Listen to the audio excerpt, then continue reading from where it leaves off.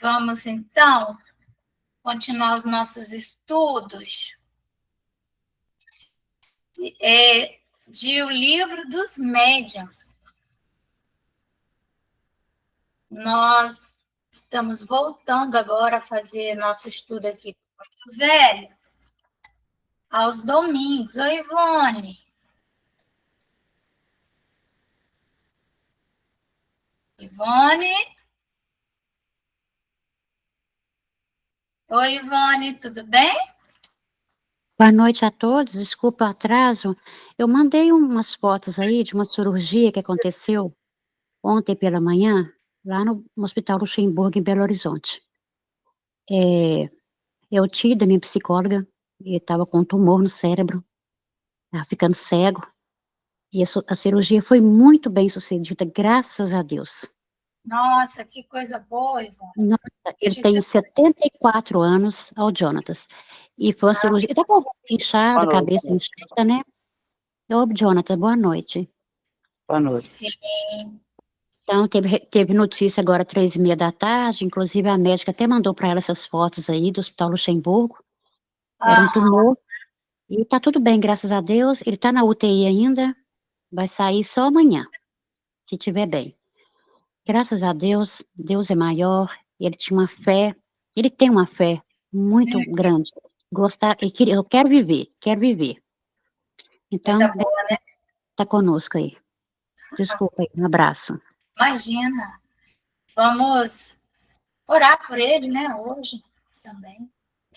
Então, meus amores, nós vamos continuar aqui os nossos estudos, agora aos domingos também, por Porto Velho, né? Então, fazíamos junto com os amigos de Belo Horizonte. Então, nós estamos no Livro dos Médiuns, estudando os sistemas,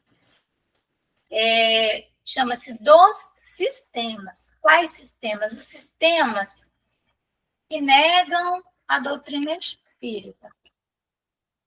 Então, Allan Kardec coloca em O Livro dos Médiuns todos aqueles argumentos que buscavam e que até hoje buscam explicar os fenômenos mediúnicos, os fenômenos espíritas, por outras formas, que não a comunicação dos espíritos. E Kardec, ele gasta muito verbo nisso, um longo tempo. Por quê?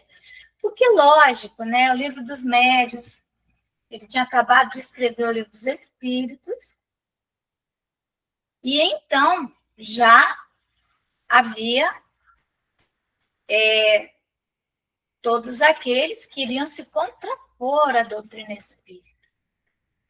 Por mais que em O Livro dos Espíritos ele tivesse ali colocado argumentos importantes a favor das teses, em O Livro dos Médiuns, ele, então, é um livro que ele fala muito sobre isso, ele fala também, como nós já vimos, dos tipos de espíritas que começaram, então, a surgir, as pessoas que se interessavam pela doutrina espírita, e o que as levava a procurar o espiritismo.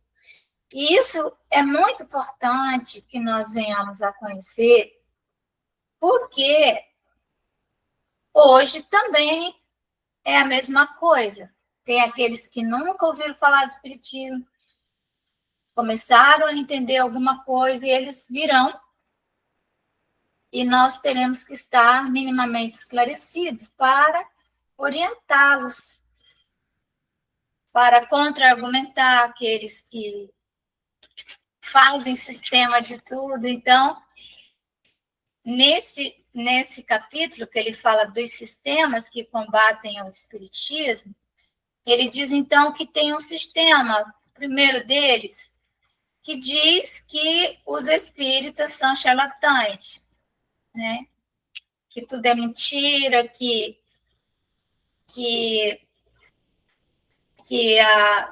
os fatos espíritas podem tranquilamente ser replicados pelos ilusionistas, pelos mágicos, né?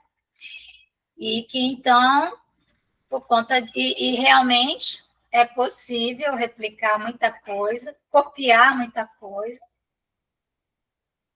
e então se explicava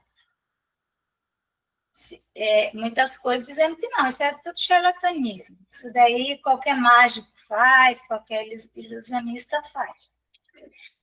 Aí ele dá os contra-argumentos, nós já vimos, está inclusive gravado. O outro sistema é o sistema da loucura, que as pessoas estão loucas, pura e simplesmente. Elas estão fora do seu juízo normal, então aquilo é simplesmente uma desconexão, né, da mente, é uma loucura.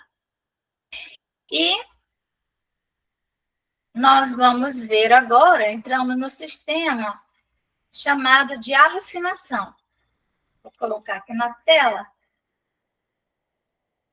para nós acompanharmos. Porque muitos fenômenos espíritas são levados à conta até hoje de alucinação. Então, olha aqui, ó, sistema da alucinação. As pessoas dizem, não, isso aí é alucinação. Tá, mas muitas pessoas viram espírito materializado, alucinação coletiva.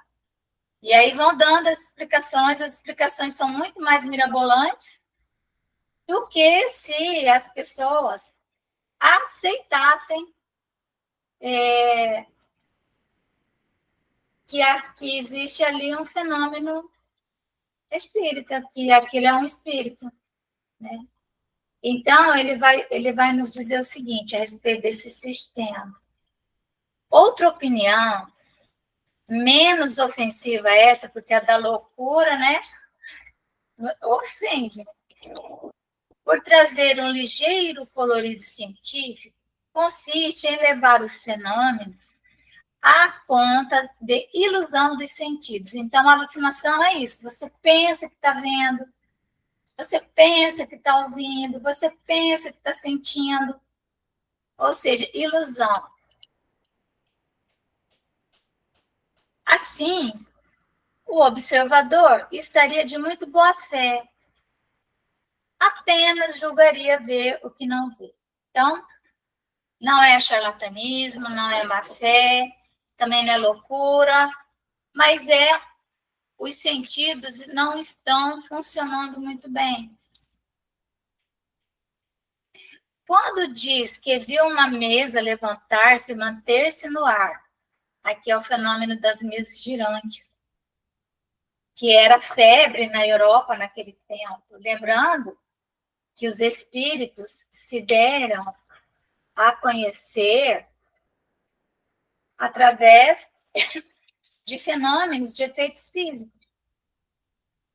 Fenômeno de voz direta, materializações, e principalmente as pessoas estavam em volta de uma mesa, aquela mesa começava a se movimentar. E aí eles estabeleceram um diálogo com a mesa, através de alguns códigos, tipo, uma batida seria a letra A, 2 batidas seria a letra B, 3 batidas, letra C, enfim, né? Depois eles colocaram o alfabeto, e aí o médium ia passando a mão assim pelo alfabeto, quando chegava na letra, a mesa dava uma batida, quer dizer, ficou mais fácil. Depois também apareceu aquele sistema do copo, que até pouco tempo as pessoas faziam colocando o alfabeto, um copo, o médium colocava o dedo em cima do copo, sem tocar o copo, e aí fazia a pergunta, o copo se movimentava nas letras e ali ia se fazendo as frases, né, as palavras, as respostas. É um sistema até certo ponto, complexo, não é? Então, ele diz assim, que aí as pessoas dizem que até isso seria alucinação. Mas como, né? Então, ele diz assim, quando diz que viu uma mesa levantar-se e manter-se no ar, sem ponto de apoio, a verdade é que a mesa não se mexeu. A pessoa achou que ela se mexeu. Né?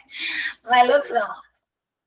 Ele a viu no ar, por efeito de uma espécie de miragem, ou por uma refração, qual a que nos faz ver na água um astro ou um objeto qualquer fora da sua posição real. Gente, olha que explicação mais maluca. Muito mais fácil imaginar que o espírito pegou e levantou a mesa do que ficar imaginando isso. Né?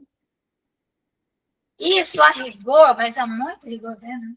Seria possível. Mas os que já testemunharam fenômenos espíritas hão podido certificar-se do isolamento da mesa suspensa, passando por debaixo dela, o que parece difícil de se conseguir, caso o móvel não se houvesse despregado do solo. Então, a mesa ficava no ar, ficava parada, e a pessoa passava por baixo dela. Fora o fato, né, gente, que tinha muitas testemunhas. Por outro lado, muitas vezes tem sucedido quebrar-se a mesa ao cair. A mesinha levantava, aí os espíritos paravam de aplicar aquela força que, que neutralizava a força da gravidade, então a mesa caía de uma vez e muitas vezes ela quebrava. Dar-se-á que também ali não haja, também ali nada mais haja do que simples efeito de ótica. Impossível, né? A mesa levantou, caiu e quebrou. É fora de dúvida que uma causa fisiológica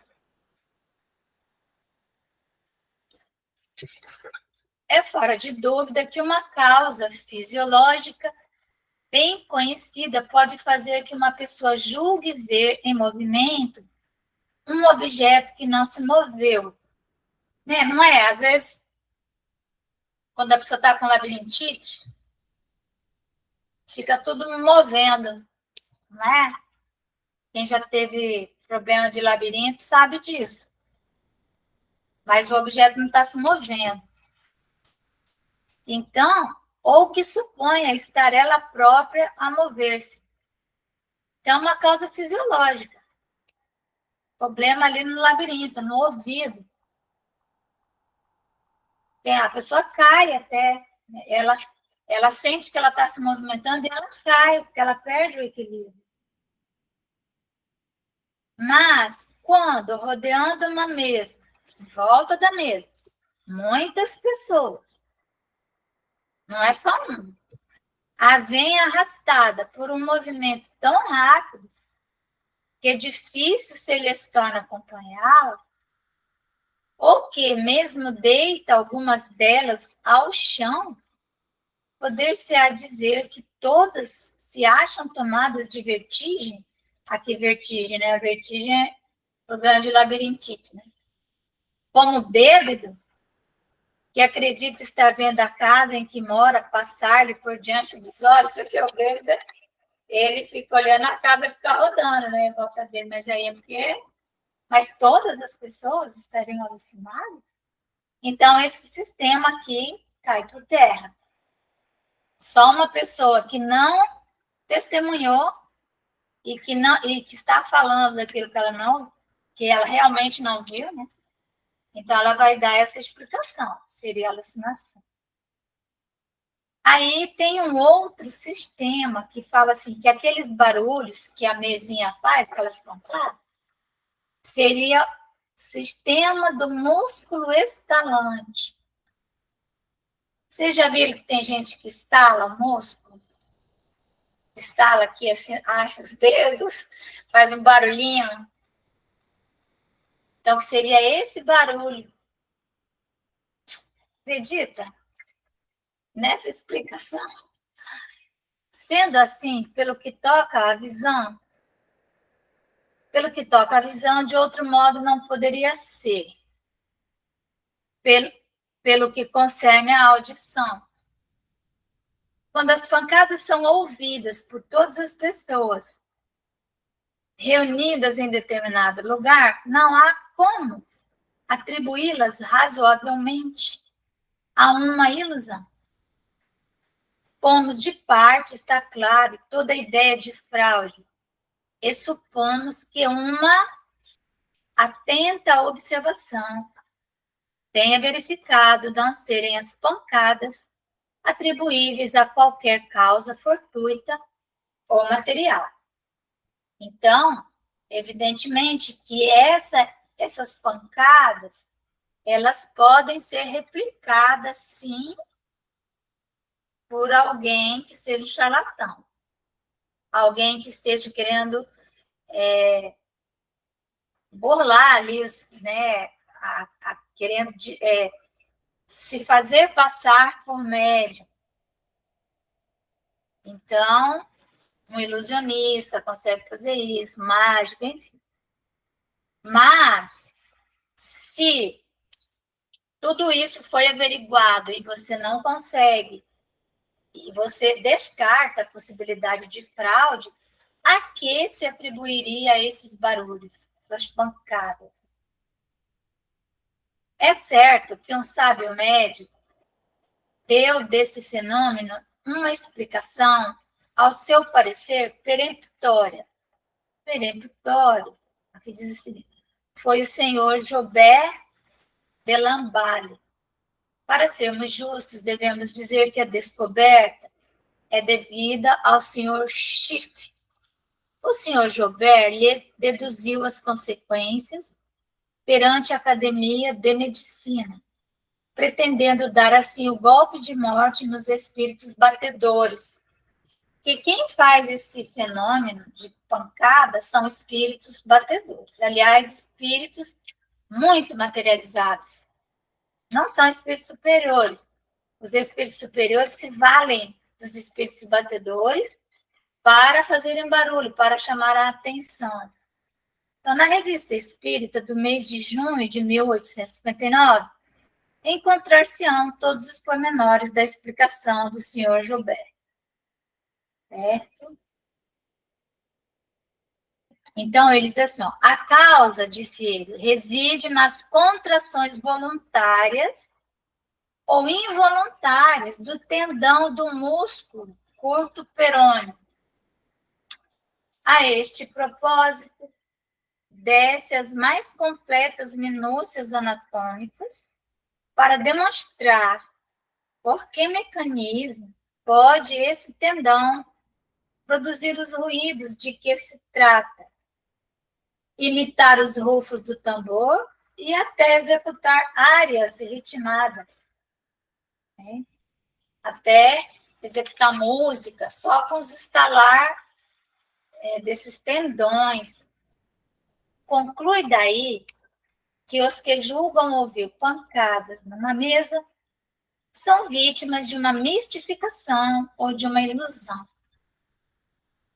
Tá, então a pancada é uma ilusão, mas e a mesa que levantou é o quê? O fato em si mesmo não é novo. Infelizmente, para o autor dessa pretendida descoberta, sua teoria é ineficaz,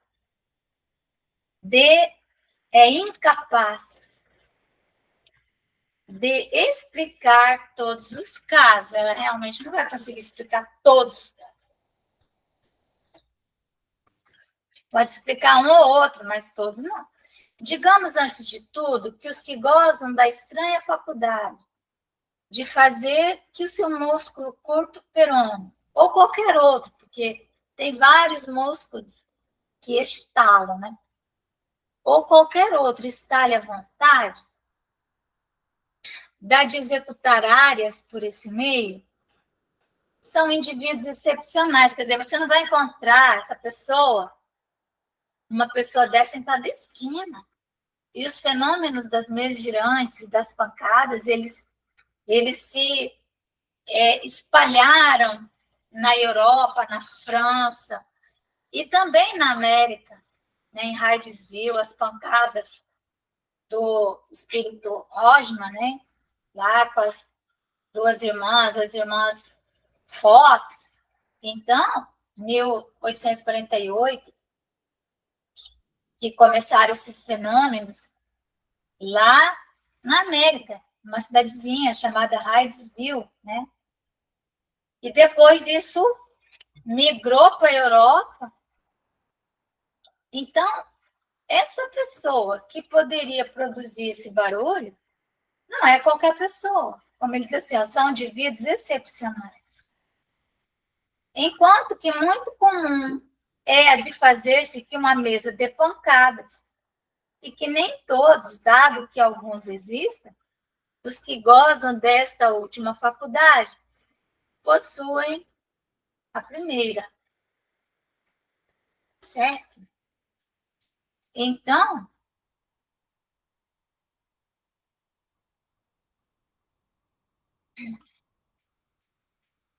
pessoa, nem sempre você vai ter reunidas ali junto com aquelas pessoas alguém que tem essa possibilidade.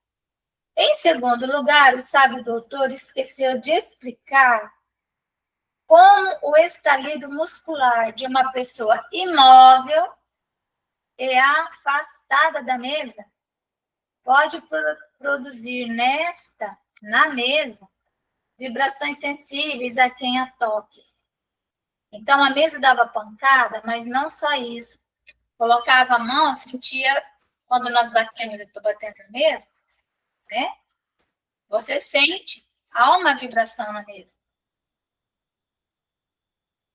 Como pode esse ruído repercutir à vontade dos assistentes nas diferentes partes da mesa, nos outros móveis, nas paredes, no forro, etc. Como, finalmente, a ação daquele músculo pode atingir uma mesa em que ninguém toca e fazê-la mover-se? Em suma, a explicação a que nos reportamos, se de fato o fosse apenas, se de fato o fosse, se realmente fosse o músculo, apenas infirmaria o fenômeno das pancadas, nada adiantando com relação a qualquer dos outros muitos modos de comunicação, porque aqui, quando ele já está escrevendo o livro dos médios, ele já tinha estabelecido inúmeros outros modos de comunicação, inclusive a escrita, a psicografia, a escrita, assim, um lápis numa mesinha, numa cestinha de vime, amarrada ali, e o lápis escrevia sozinho, inúmeras formas de comunicação. Reconheçamos, pois, que ele julgou sem ter visto, né, aquele médico lá, ou sem ter observado tudo e observado bem. Além de ser necessário observar tudo, é necessário bem observar. É sempre de lamentar que homens de ciência se afoitem a dar do que não conhecem, explicações que os fatos podem desmentir. Então, a pessoa, porque ela é um cientista, ela vem e fala qualquer coisa. E aí, não, mas ele é um cientista, foi o cientista que falou. Aí a pessoa acaba acreditando. Nós vimos isso durante a pandemia. O que os homens de ciência fizeram conosco, né? Hoje, sendo tudo desmentido, só que as pessoas já estão aí, cheias de sequelas. E muitas morreram sem poder tomar medicamento. Oi, Ivone, fala. Hoje eu vi uma reportagem, vou procurar e postar aqui no grupo. Um homem com um QI de 83 disse que a morte é muito maior, muito mais extensa do que além túmulo. Gente, Allan Kardec falou isso há 200 anos. precisa de um QI de 83 anos para ele falar isso? Porque eu não tenho QI nem de 0,4, né? Mas já Allan Kardec já disse isso, Sim. Então, não já disse isso. Então, assim, vem desmentindo esses céticos, né? Ele já disse, ele disse, Demora não, para mas... morrer, né? Não é? Quer dizer, o corpo até Ué. morre, mas a consciência demora para desligar. Demora. Então, não é novidade o que ele disse, porque tem um QI de 83, não. Não é. Sim. Exatamente, é isso mesmo. O próprio saber que possuem deverá torná-los tanto mais circunspectos em seus juízos, ou seja, tem que estudar mais. Quanto é certo que esse saber afasta deles os limites do desconhecido. Então, há coisas que simplesmente eles não conhecem e não deveriam fazer julgamentos a respeito, né? Então, esse sistema aí do estalido, né, dos músculos, também caiu por terra.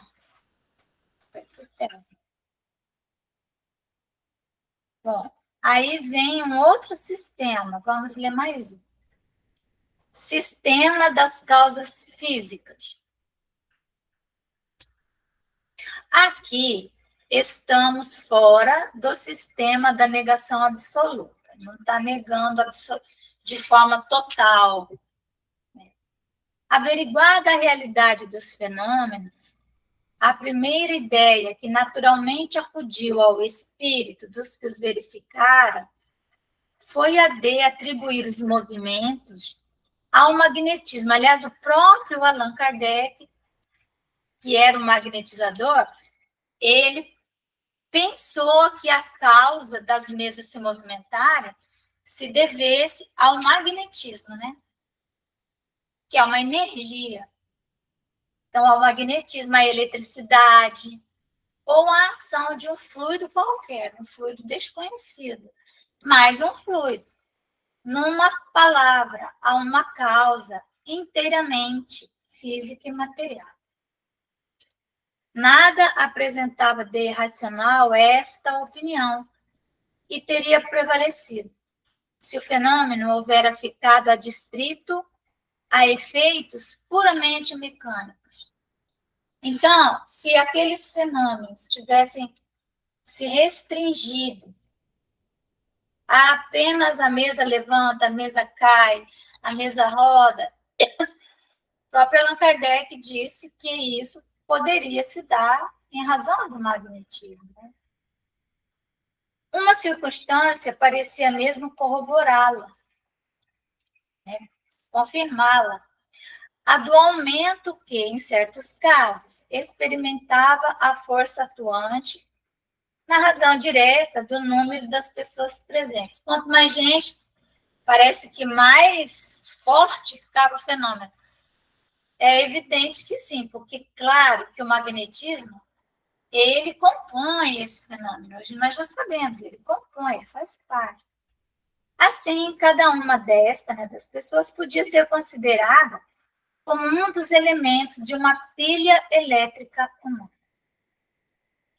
Já dissemos que o que caracteriza uma teoria verdadeira é poder dar a razão de tudo. Se, porém, um só fato que seja a contradiz, é que ela é falsa, incompleta ou, por demais, absoluta. Ora, foi o que não tardou a reconhecer-se quanto a esta. Os movimentos e as pancadas deram sinais inteligentes. Então, aí, já não era mais mecânico, obedecendo à vontade e respondendo ao pensamento. Bom, então, se elas davam respostas inteligentes, haviam, pois, de originar-se de uma causa inteligente. Desde que o efeito deixava de ser puramente físico, ou seja, havia um efeito inteligente, tu faz uma pergunta e obtém uma resposta essa resposta é um efeito inteligente, uma inteligência deu aquela resposta. Então, outra, por isso mesmo, tinha que ser a Paula.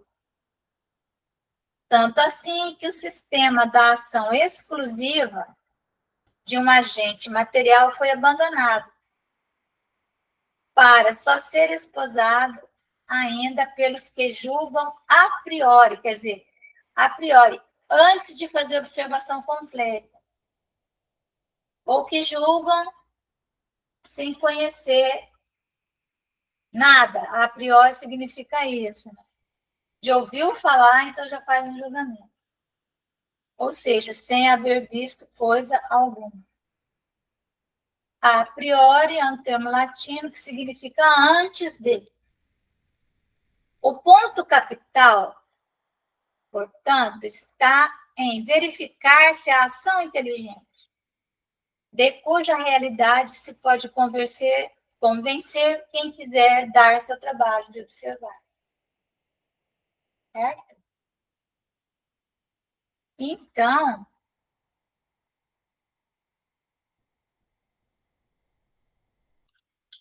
gente, nós vamos parar no sistema de reflexo, porque o que acontece, né? Ele está falando coisas assim, bem densas, né? E que para nós nos serve como bússola, como orientador, saber onde estão os argumentos, qual livro, qual capítulo, quando alguém vier dizer para nós, né? Não, mas isso aí é isso. Não, mas vai lá ler o que o Allan Kardec falou no livro dos médicos, tal, né? Não, isso é alucinação. Não é. Então, é isso. Alguém quer fazer algum comentário, meus amores? Sobre essas questões? Sempre lembrando, né, que o Allan Kardec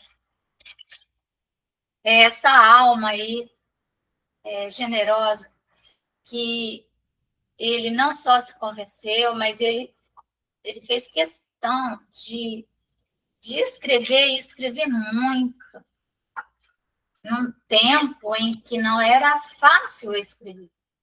Era escrita à mão, não tinha borracha, não era nada fácil, caneta tinteiro, não tinha luz elétrica. Sempre eu gosto de lembrar das circunstâncias em que Allan Kardec nos lega todo esse conhecimento. Ele fica lá, imaginemos ele lá, parado, escrevendo, argumentando, sendo confrontado, sendo agredido, ofendido, né, pelos cientistas da época, né? Então, vamos respeitar o senhor Kardec. Tá bom? Se ninguém tiver nada a acrescentar, nós podemos